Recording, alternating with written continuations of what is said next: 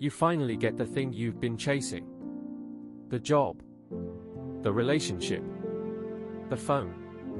For about 5 minutes, you feel incredible. Then, you're already thinking about the next thing. Sound familiar?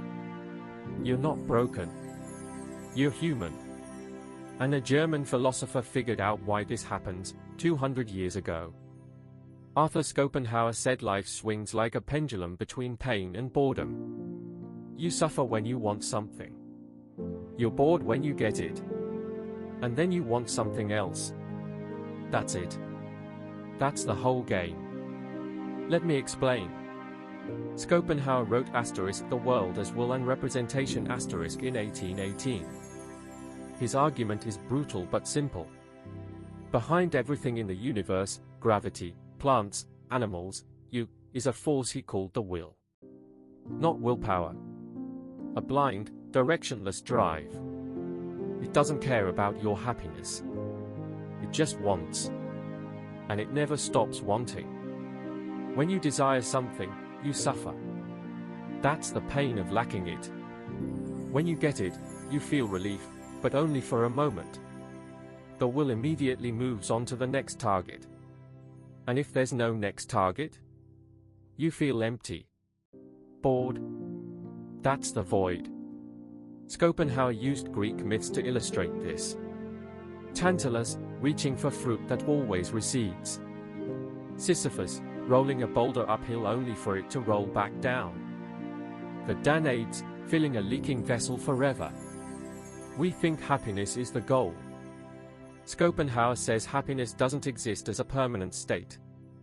It's just the brief gap between one desire ending and the next one starting. You're never satisfied, because satisfaction isn't a destination. It's a rest stop on a highway with no end. Here's the twist: humans have it worse than animals. An animal suffers only in the present moment.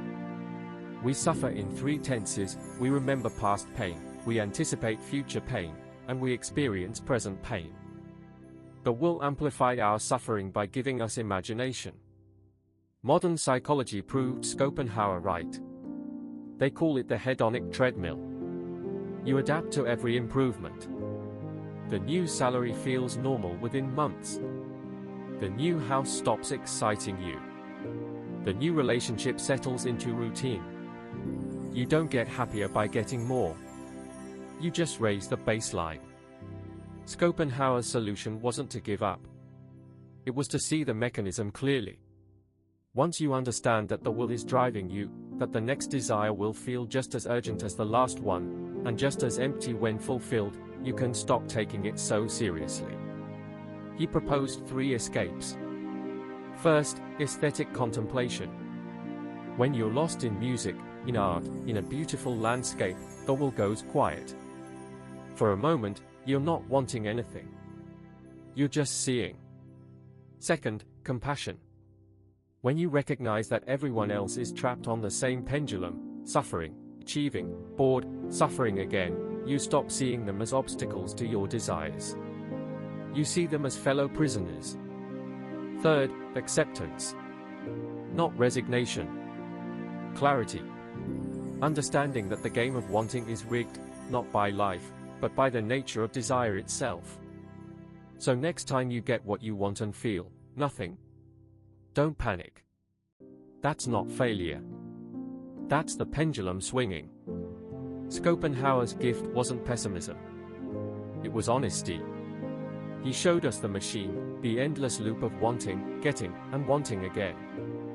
And once you see the machine, you're no longer its puppet. You don't have to stop wanting. Just stop believing that the next thing will be the thing that finally makes you happy. It won't. And that's okay.